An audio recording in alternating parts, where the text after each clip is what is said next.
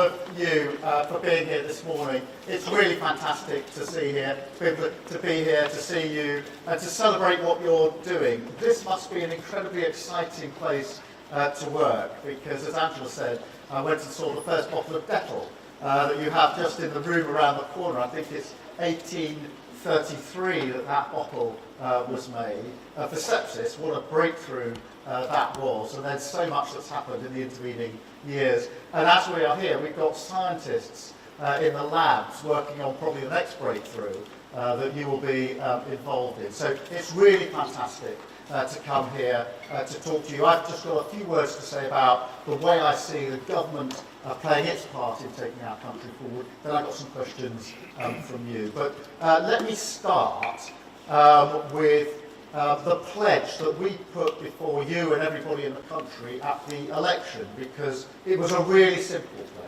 pledge, It was on every leaflet, on every advert, on every speech that we all gave. And that word, that pledge, was change. Change. And that wasn't just about an offer to the British people. It was actually a statement about the world that we now live in. Change, because we're in a changing world, and I think you can feel it every day. Great forces buffeting and impacting on the lives of working people. Particularly at the moment globally, where there's an instability, I think, that we can feel that hasn't been there for years, developing before our very eyes in relation to the impact it has on the insecurity of working people across the country. And that's why everything that we're doing in relation to Ukraine is so important. And you've seen the developments in the recent weeks, developments this week going on even today. Because I profoundly believe that if we don't secure a just peace and a lasting peace, then that insecurity, which we've already felt, will continue. And that means here higher prices, higher bills, the cost of living crisis going on for even longer. If you like, a chokehold on our future, which will be much, much harder for us to tackle. And look, we know some basics. Putin's appetite for conflict and for chaos is already there, and it will only grow. And Russia is already menacing our skies, our waters, our streets, and our national security. And that's why I believe the fundamental task of politics right now is to take the tough decisions on security.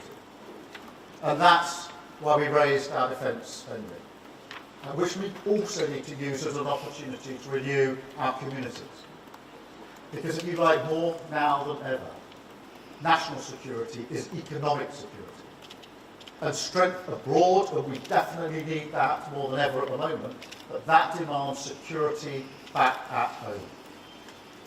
Because look, you're not strong if your energy security is exploited by Putin. You're not strong if 1 in 8 young people are not in education or work.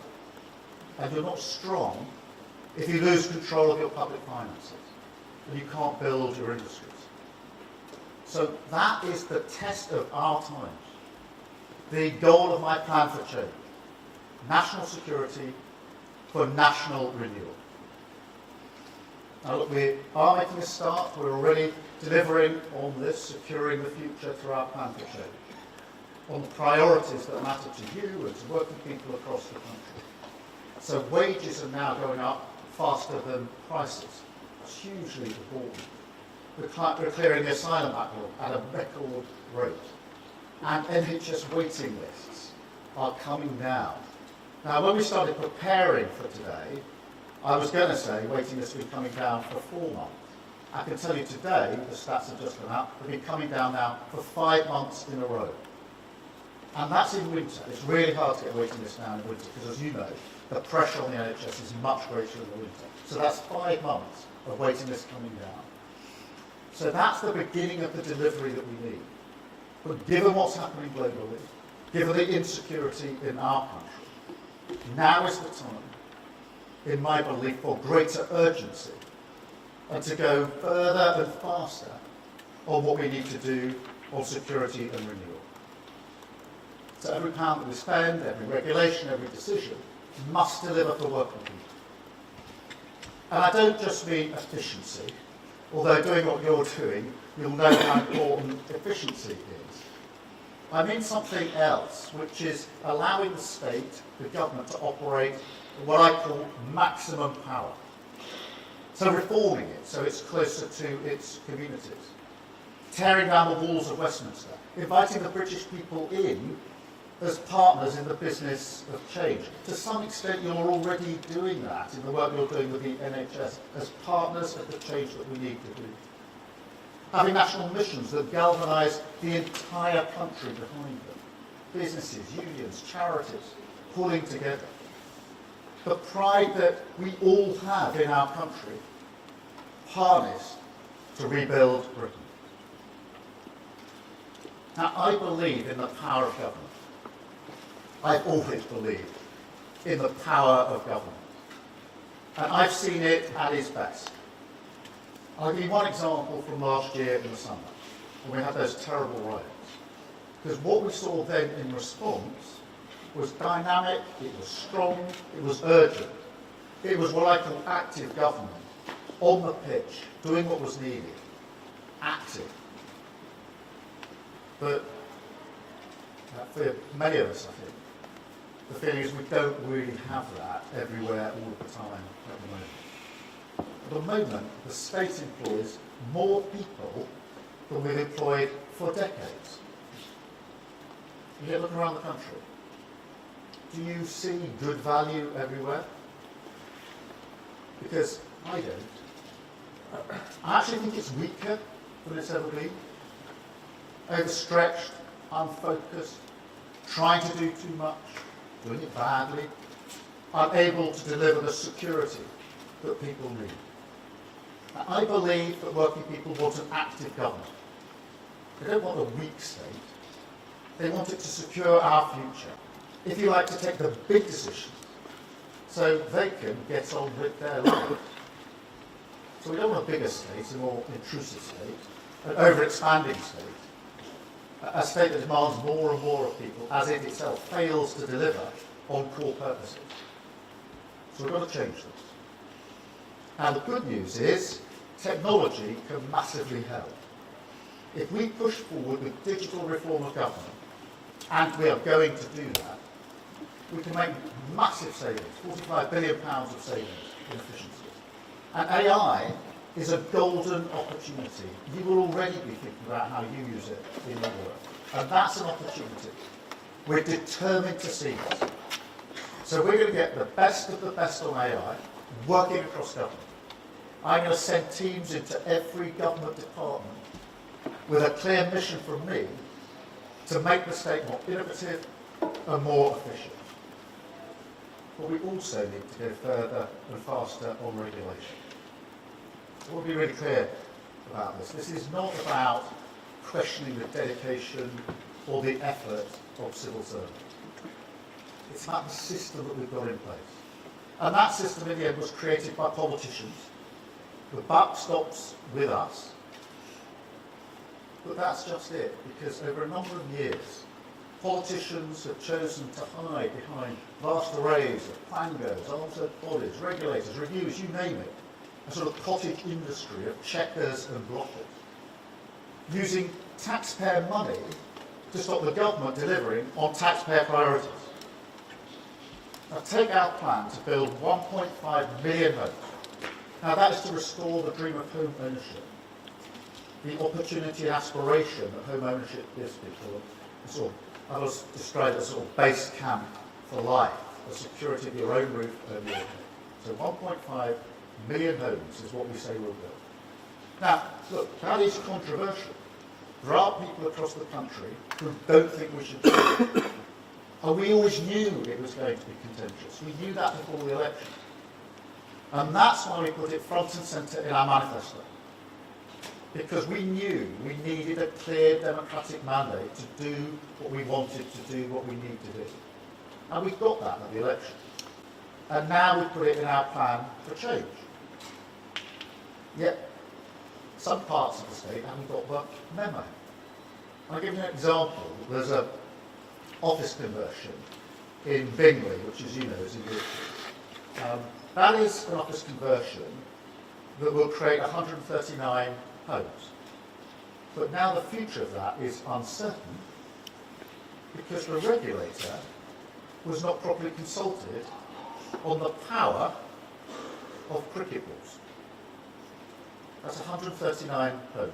Now just think of the people, the families, the individuals who want those homes, to buy those homes, to make their life, and now they're held up. Why? You'll decide whether this is a good reason. Because, I'm going to quote, this is the reason, because the ball strike assessment doesn't appear to be undertaken by a specialist qualified consultant. So that's what's holding up these 139 homes. And if you put that in its context, people across Britain are frustrated. They don't think politics works for them, but it doesn't deliver on its promises. How can you justify that in such circumstances? That parts of the state see their job as blocking the government from doing the very things that it was elected to do. You can't justify it. And it's a pattern. Give you another example. Environmental regulators stopping clean energy investment. Just think about that for a moment. Clean energy, really good for the environment. Struggling to get done because of environmental regulators. It doesn't make sense. Jumping spiders, stopping an entire new town. I've not made that example up. That's where we've got to. Infrastructure projects requiring planning documents that are literally longer than the entire works of Shakespeare. We've created a watchdog state, completely out of whack with the priorities of the British people. And it's unfit for the volatile and insecure world that we live in. Now, I don't think for 1 second that's what public servants want to do. You walk around Whitehall, I know we're recruiting some of the best talent in the country.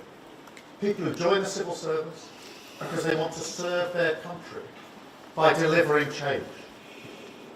Yet somehow we take that energy, that pride, that patriotism, and we misdirect it into blocking.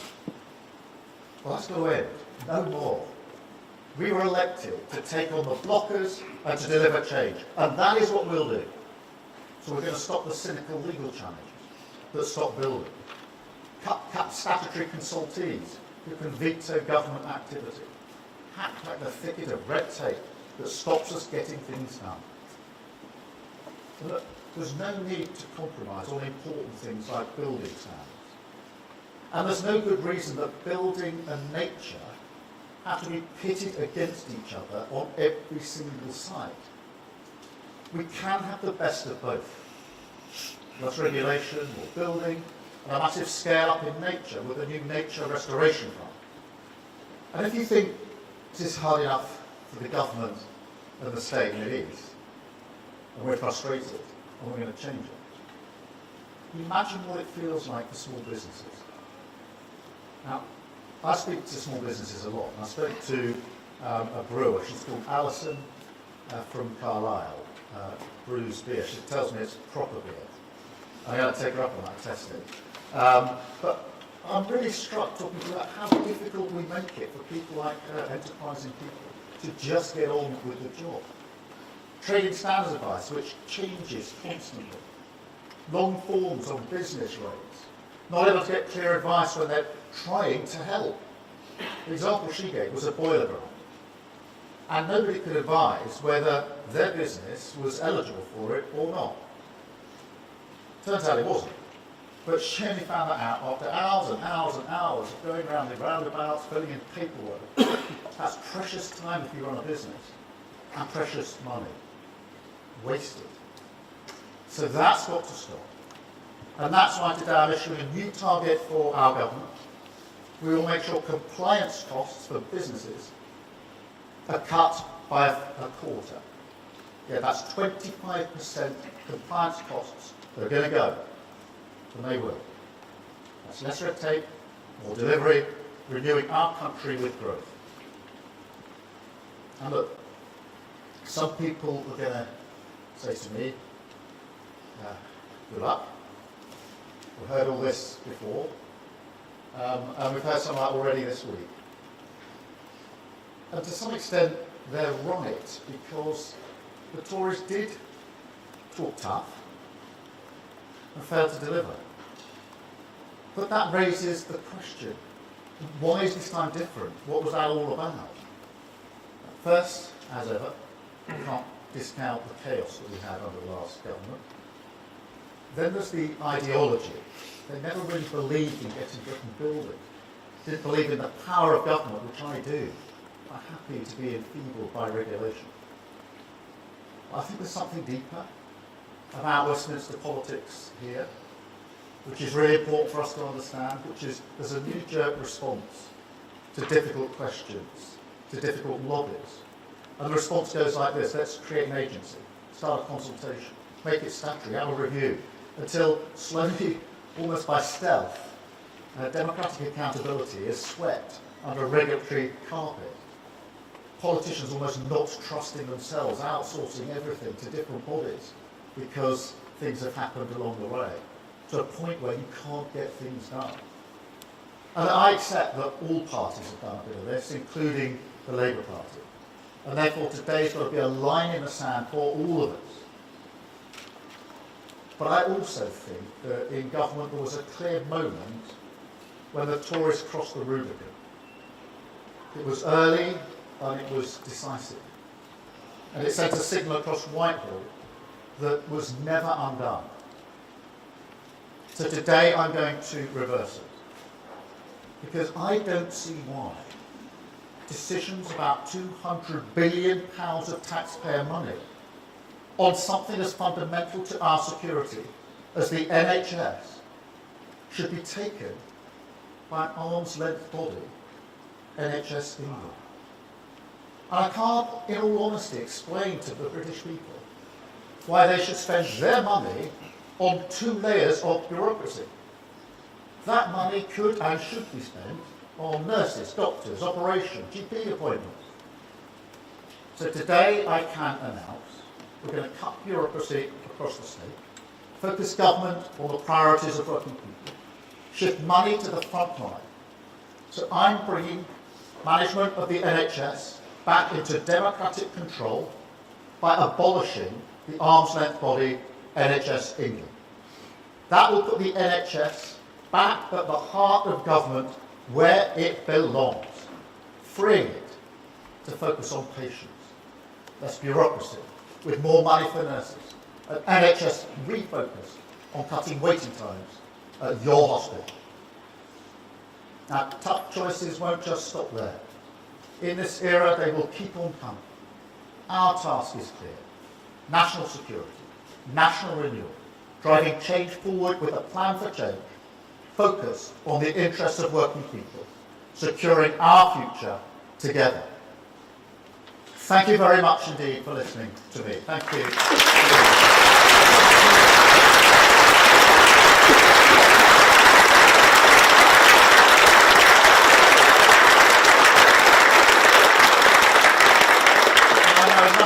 Questions for me, so we're going to take those first, and then I'm going to take some questions from the media immediately after that. Do we need the microphone? So who's got a question? Let's go here first.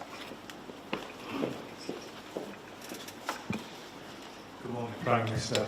Morning. I currently suffer from full-stage cancer, and I'm being looked after by the amazing nurses and doctors in the NHS who do Stage 4, did you say? Stage 4 cancer.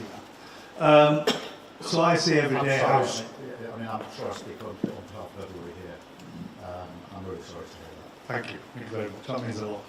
But so I see every day just how stretched the nurses and doctors are in the hospital environment, and I also see a lot of patients that are waiting far too long for life-changing or even life-saving treatment.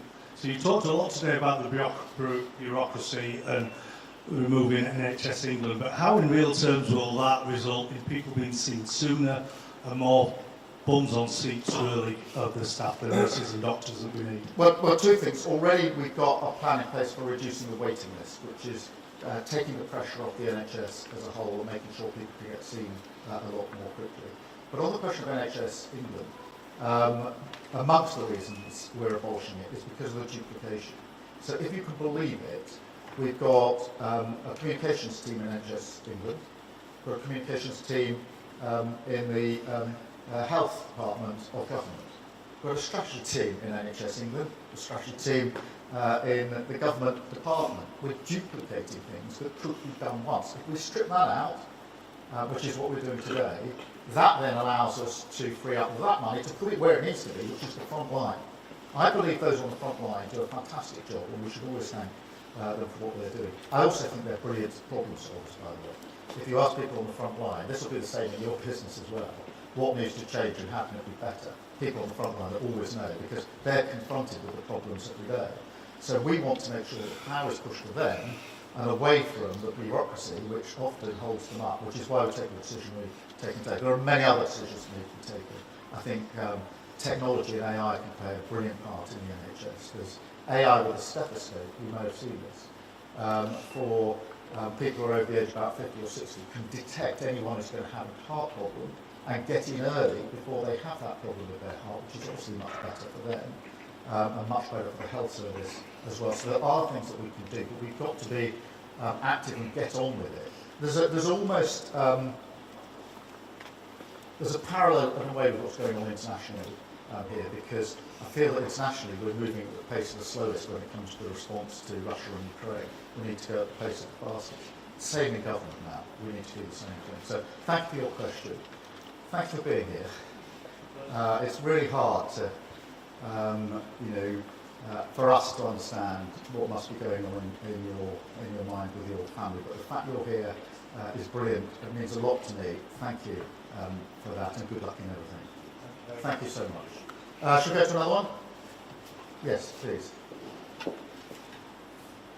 So thank you, Prime Minister. Good morning. I'm Claire Walker, and I'm based here in Hull, working in the Research and Development Department. Are you in this building? I am in this building. Fantastic. Yeah. It feels like a great place to work. It is. It's an incredible place to work. Yeah. And I'm so lucky. I've been working here for over 20 years to rack it with so many amazing scientists, and a lot of the healthcare arena that we talked about earlier. And we continue to invest a lot in our research and development and in great science, for the future. You've seen our brands on Eurofan. You can see something going on here. You can see it going on there. So we've all got a proud history. The UK wreck it in investing in science and investing in innovation. So how do you see maybe cutting some of that red tape today? And with your broader plans from the manifesto, how do we boost investment in innovation? By doing what you've described today, so that we can continue to innovate. I think there are two or three things there. The first is we've got too much regulation. We've got too many regulators. And that doesn't mean I'm not a believer in lowering standards, by the way. I think it's really important we have high standards. We do in this country. I'm really proud of that.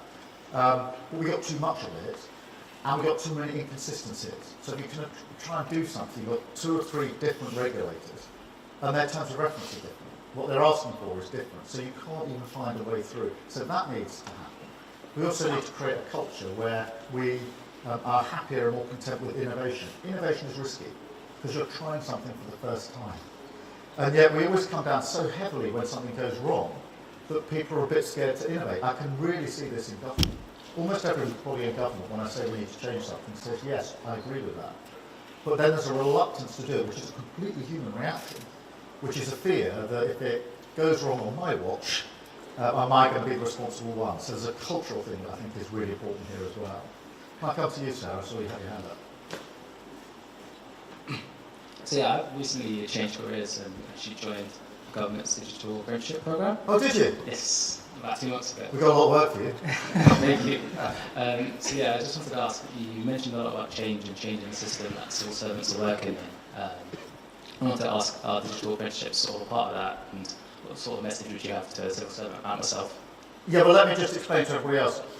I want to bring in much more digital working in government, AI, because we're saying to businesses and to communities across the country, you should be doing more in the tech space, digital AI, and we've got to do that in government, because AI in particular I think is going to be really transformative. Therefore, we're going to do this in government as well. And that's why we've got these apprenticeships that are going on, bringing in people who are going to be brilliant on AI and tech, and it's really good. How far in are you? 2 months in, fantastic. So we're bringing people in to do this, to transform the way that we do our business. There are so many examples of how this can be done. The Ministry of Justice requires every probation officer to record every conversation they have, for obvious reasons, in their line of business. And up until now, it's been hours, hundreds and hundreds and hundreds of hours, human hours, doing the recording, bringing it all together, making sure it's all in the right shape and order. That can be done so much more quickly using tech and AI. Same with planning applications. There's a huge amount of information out there that just needs to be brought together in one place. We can either use hours and hours of human time, or we can get AI to do it. And I'm going to say something that may sound counterintuitive, but I think AI is going to make us all more human. You may think it's a bit of a bold thing to say, given digital human. But I'll tell you what it's about. I met a social worker at a reception we had 2 weeks ago in Downing Street, and she's using AI. And she says, what I've done is I've used AI to compile all my notes, all the material and the guidance I need, and bring that all into one place.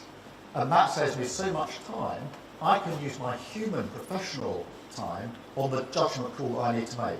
And that's, I think, where we get the maximum benefit out of this. So good luck with your apprenticeship, baby. We're going to need you. Yes. Hello, I'm Emily Rumsey and I work here in quality. So, And how long have you been here? over 20 years. Yeah. Now, it's always a sign of good business.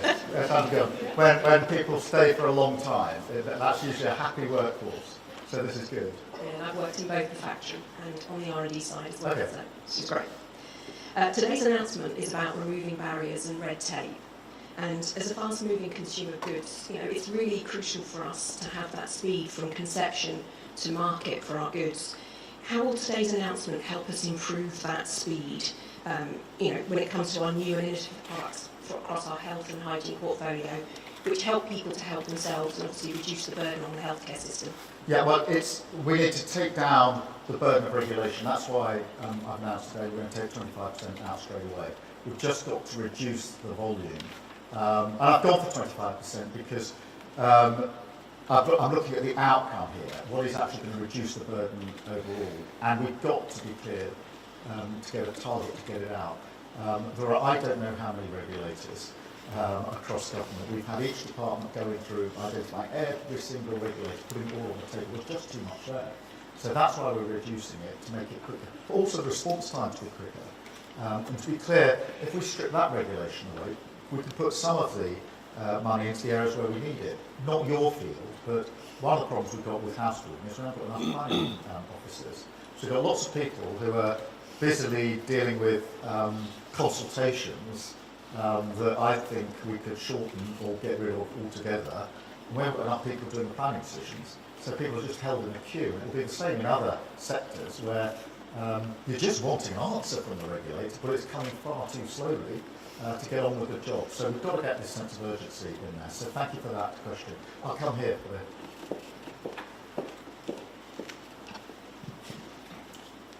Good morning, Prime Minister. I'm a third-generation housing developer from North East Lincolnshire, and one of our applications is bogged down in bureaucracy. The frustration is we've spent over £100,000 on consultation fees just to get this far. And you were right with the consultations being asked for. We haven't been asked for cricket balls, we've been asked for golf balls. All right, okay. So, can I have that example for my next? But I mean, we have, Prime Minister, one of the best planning authorities in the UK, proven. But they still have to jump through all these hoops. I can understand why some of them have to be done for flood risk and safety. I get that. But it's great that you're trying to change the bureaucracy and trying to change the red tape.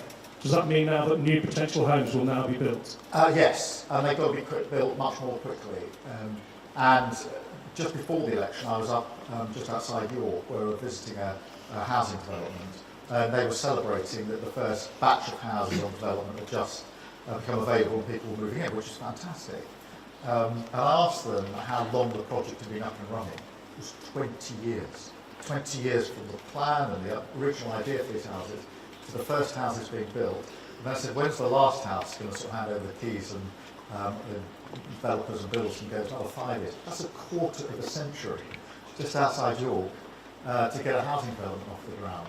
That is not a sensible way to do business. Yes, you can have an argument about where the housing should be, make sure it's the right standard, but it can't take a quarter of a century to get housing through, and you'll have plenty of other examples. We've just got to strip this away now and get on with it. And to go back to this point I was making before, internationally we've got to move at the speed at the fastest. I think in government in this country, let's move at the speed of the fastest, not the slowest person that holds everything up as we go along. And that's why we're making the changes that we have. So I hope to make your life a bit easier as we go forward.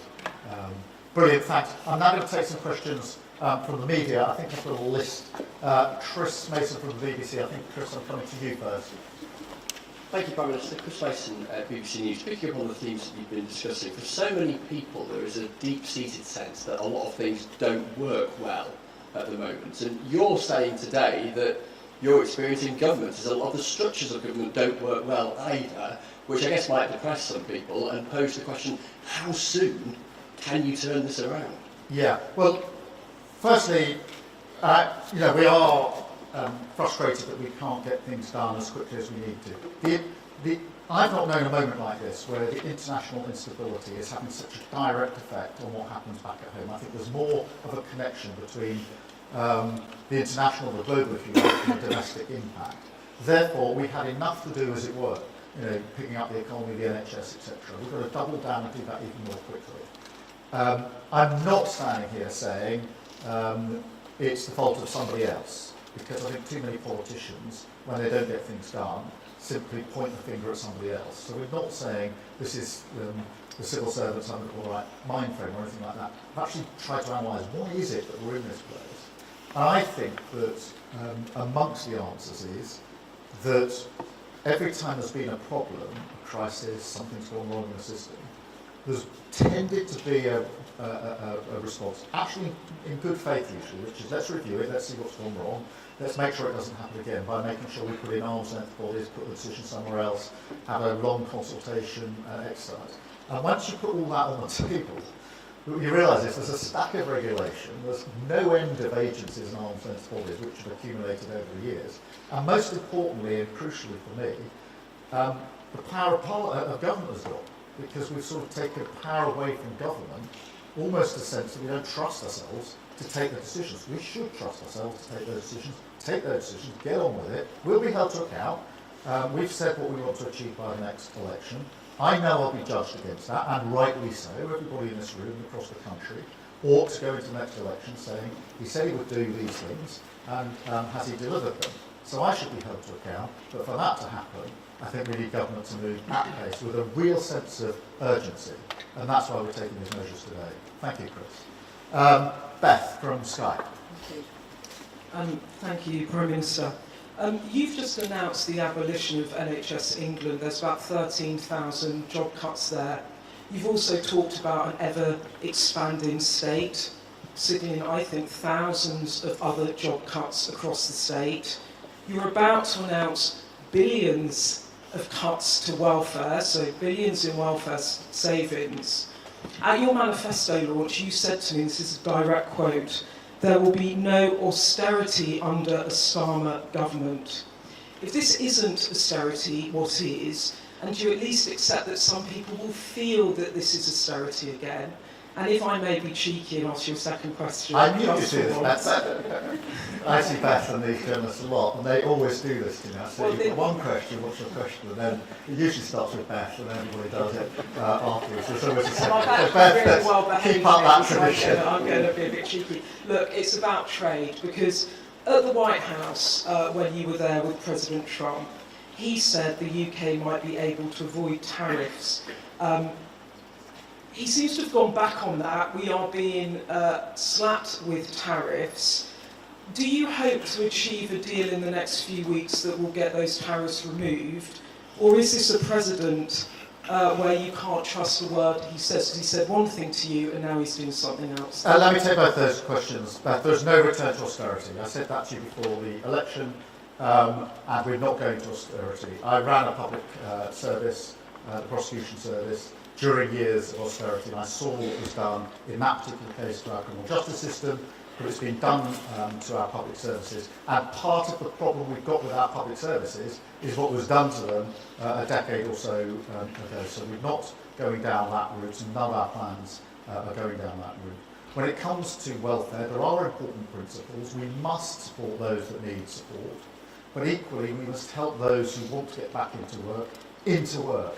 And at the moment, the system doesn't do that. One of the statistics that I used a moment ago was 1 in 8 young people who are not in work, employment or training.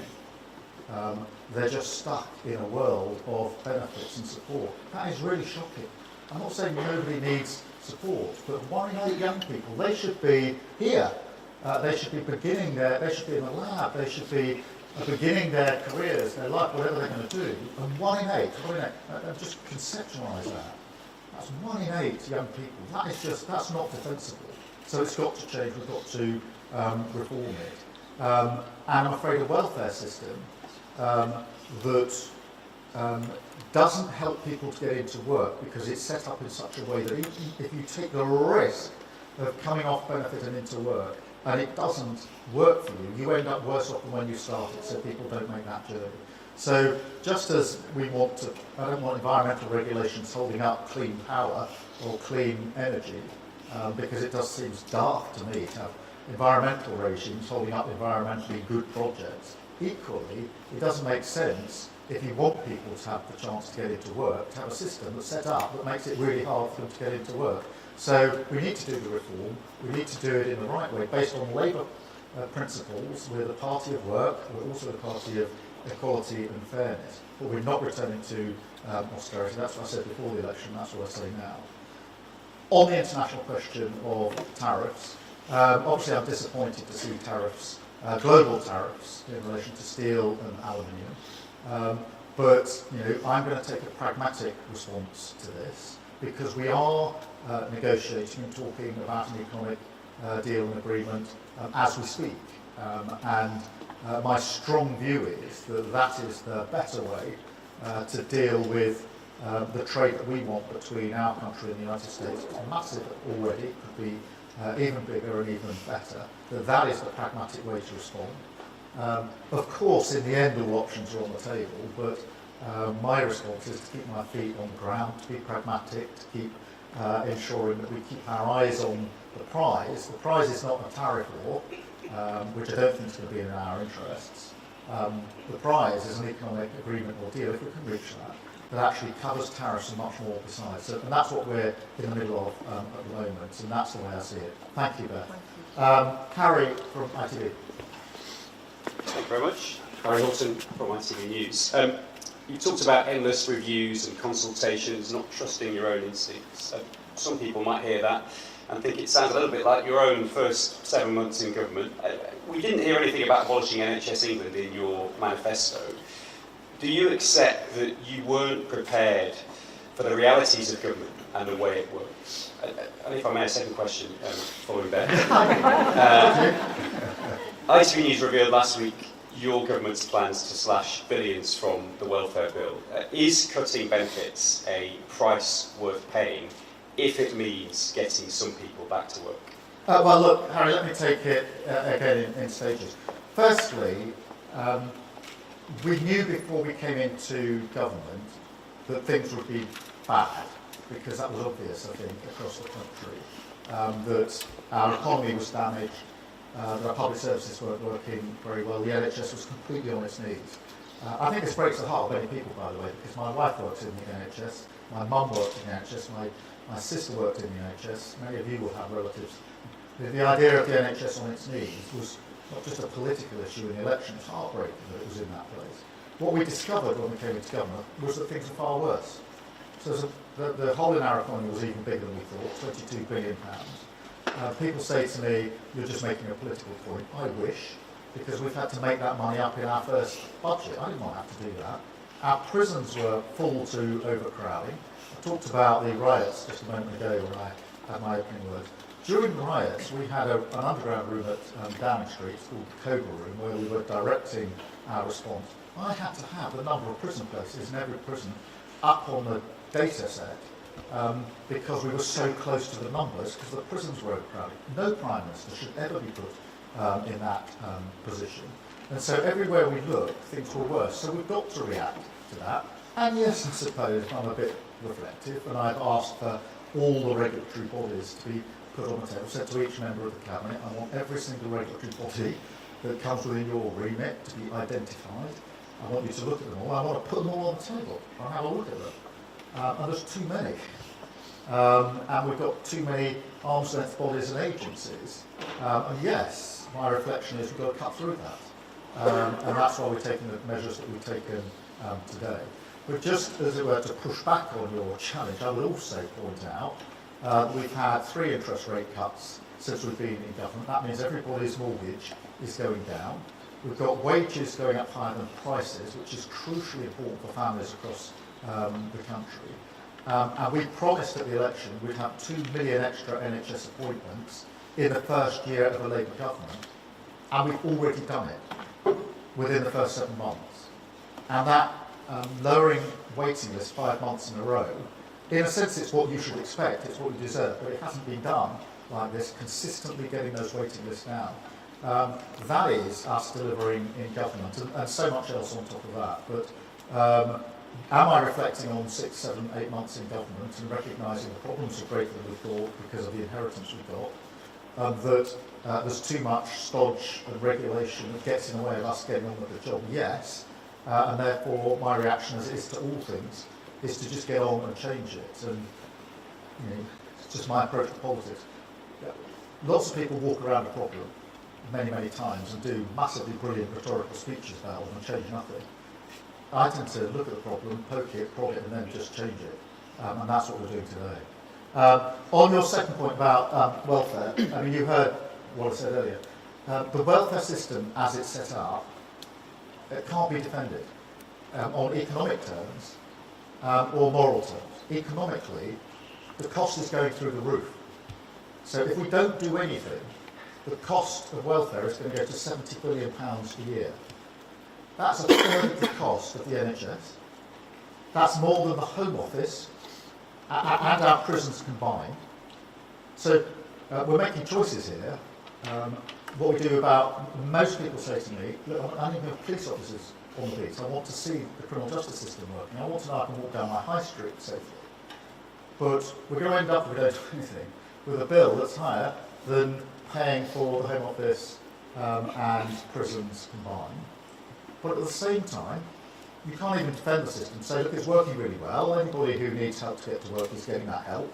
And more people are now in work than before. We're adapting work so that those who've got disabilities can be at work, which is what we should be doing. No, we've set up a system that basically says, if you try the journey from where you are into work, and anything goes wrong, you'll probably end up in a worse position when you started.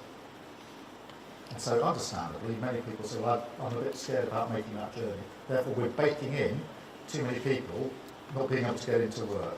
And that's across the board. I use the example of young people because I just think it's so tragic that people who are just starting their journey in life are already stuck in a system that won't let them get to where they need to be, in my view. And that is not a good thing, I don't think, for them or for the country. Thank you very much, Harry. Chris, GB News. Prime Minister Christopher Hope from GB News. You said there that every pound must deliver for working people.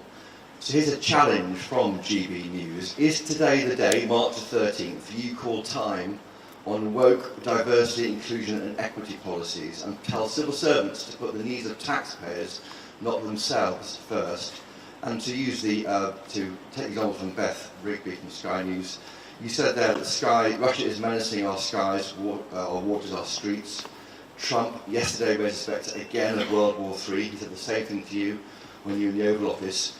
Are you going to send British children to war, and how are you thinking about that right now? Well, Chris, every pound has to be spent. Right? Every pound we have at our disposal as a government is not our money, it's taxpayer money, it's your money, it's money that people have put in expecting the government to use it properly and wisely. And we must keep that in mind with every decision that we make. And that's why we're making the announcements that we make today. We're not slashing our commitment to equality and important issues like that. Nobody would expect that. But we are making sure we're stripping away what is unnecessary. And there are examples coming forward even today. On the bigger question, if you like, of the global stability, we are in a more volatile period now than I think most of us can remember. I certainly feel that, and most people I talk to certainly feel that. And therefore, what we've got to do is keep our eye on the prize, or what we need to do, which is a lasting peace in Ukraine and a secure peace in Ukraine. And that is why we're doing everything we can to ensure that there are negotiations, that those negotiations do lead to peace. It's got to be peace that allows Ukraine to be sovereign and secure. And it's got to be peace that lasts, because there have been settlements in Ukraine before, as you know, which have not been backed up. Nobody's defended the deal, and Putin's just crossed the line again when he wants to. That is not good for Ukraine, it's not good for Europe, and it's not good for us, because the reason energy prices have gone through the roof in the last 3 years is because of conflict in Ukraine. Impact on your prices, on the cost of living here because of Ukraine, and already, as I say, Russia menacing our skies and our waters, and our streets, in fact, if you look at some of the incidents like Salisbury. So we have to keep our eyes on that prize. Everything I'm doing is intended to ensure that we keep the peace. Nobody wants conflict, and no Prime Minister wants to deploy our troops to conflict, but we do want to deploy them to keep peace. And we do that in other countries to make sure we don't have conflict. And that's why I'm working hard with others to make sure that when the question is asked, are the European countries prepared to play their part in making sure that a deal is defended, then the answer is yes. Obviously, it has to be done in conjunction with the US. I've been really clear about that. We'll continue working to that end. I do think that the talks on Tuesday between Ukraine and the US were productive. I was very pleased to see that US intelligence and support went back into Ukraine. It's really important that happened. And obviously we're making further progress, and this Saturday I will convene international leaders again to progress this still further. But it's very important at a time like this to keep our eyes on what is it we're trying to achieve, and that is lasting and secure peace in Ukraine. Thank you, Chris. I've got Tim from BBC. I think we're regional as well here, Tim. Tim Iredale, BBC North. Prime Minister, welcome to Hull. Back in the 19th century, here in the north of England, we had a group of people who were very popular at the time called the Luddites. Fast forward to the 21st century, how would you describe someone who is reluctant to embrace new ways of working? Also, if I may, you're putting a lot of faith here in modern technology. If modern digital technology is so great, how can two giant ships collide in the North Sea? Well, firstly, let's celebrate being here in Hull. We were here just a few weeks ago for John Prescott's funeral, a great man of the area. And in terms of the Luddites, I think we have to understand, if we're honest, why people are apprehensive about change. And they are. Most people want things to get better. And they recognise they can be better, and actually will put their hands up for change that will make that better. But there is a worry about change. What will it mean for me? What will it mean for my community? What will it mean? Will I have to take responsibility for something that might go wrong? So we have to bring people with us on this journey. But what history shows us is that we can't stand still. Every time we've gone through change, it has been massively for the better. Take energy. We've been through big changes of energy as we've gone through the age of sort of coal to oil and gas and now on to renewables. They're all big periods of change, but they bring big opportunities with them. This is another moment of opportunity, and we need to bring people with us on that. We need to seize it, because in the end, if we don't change, we can't deliver for working people across the country. Everybody wants a better NHS. Everybody wants their roads and their railways to work better, understandably. That's a perfectly reasonable demand. People generally want a safe and secure place that they can live, either in reasonable rented accommodation or ideally buying their own home. None of that can happen without change, and therefore this is both necessary and a huge benefit to people. In relation to the collision, firstly I do want to acknowledge those that are responding to it and have responded for the last couple of days, going out and dealing with a very difficult situation just off the coast here. We're obviously monitoring it all the time. In terms of the cause of it, that's yet to be determined. There's a process now in place, as you probably know, with an arrest. But we have to get to the bottom of it. But the immediate thing is to deal with the problem in front of us, which is the aftermath of the collision. And as I say, I'd just like to acknowledge the good work of those that are actually out there doing really hard work in very difficult circumstances, which they did not expect to be in, and I pay tribute to them. Thank you very much. And I've got Michael from ITV. Morning, Prime Minister. Michael Billington, ITV Calendar. Following the crash between the Salon and the Stella Immaculate off the East Yorkshire coast on Monday, the leader of Hull City Council has been calling for a COBRA meeting. Today, Sir Ed Davey is saying there should be some sort of summit involving the government here in Yorkshire. Why have those things not happened, and what is the government doing to respond to any potential environmental disaster? And following the theme from my colleagues, NHS England has a large presence here in Yorkshire and Leeds. What would you say to those people who are now worried they might end up on the scrap heap, and how do you achieve any of this without putting pressure on the welfare bill, which you've already described as indefensible? Yeah, firstly, in relation to the response to the collision, we are absolutely monitoring this 24/7, and I've got teams doing that and assuring me of what's going on. At the moment, the situation is reasonably contained, and obviously we will do whatever is necessary. But rest assured, this is being dealt with 24/7 by the government departments, and I am getting answers through to me because I need to be assured that that is happening, and therefore I myself am plugged in and making sure that we've got what we need. And I'm not closed-minded to whether we need to do something else, but at the moment the most important thing is to ensure that the action that's needed to retrieve and recover the situation is up on ice. I just want that to happen as quickly and as safely as possible. So that's what's uppermost in my mind. Look, in relation to the NHS, we can't. You put to me all of the reasons why nobody ever does anything, because there's always a consequence of a decision. And if the answer to every decision is I'm not going to do it, because there will be consequences, you never make any decisions. And then you end in this sort of defensive crouch where nothing gets done. Is it a good idea for the front line of the NHS to get rid of 2 sets of comms teams, 2 sets of strategy teams, 2 sets of policy teams, where people are basically doing the same thing? Yes, it is. And it's very difficult for me to look at people who desperately need the NHS, haven't got the treatment that they want at the speed they want, through no fault of the front line, say I could do something about it, and I don't think this duplication is very sensible, but I'm not going to do it. That is what's gone wrong in politics, which is an unwillingness to take difficult decisions. And that's why we end up where we are. So we have to take difficult decisions. Obviously, the people in NHS England are hugely qualified, highly skilled, doing a fantastic job. We will work with them in relation to what comes next. Of course we will, because I believe in dignity and respect for work. I believe in dignity and respect of every single individual. It's one of the most important values that I hold as a politician and before as a politician. It's not abandoning anybody in this, but I can't look people in the eye and say I want a quicker appointment, and say I could do something to help you, but I'm not going to do it because I'm somehow fearful of making a difficult decision. I'm not going to do that. I haven't done that in politics. I'm not going to start now. Thank you all very much. Thank you all for being here. Thank you particularly for those that are behind me. I guess I realise you're facing this all the way, so I'll come and say hello to you, and thank you for standing all the way through as well. Thank you, and thank you, Angela. It's a fantastic place to be. I'm not coming to relocate.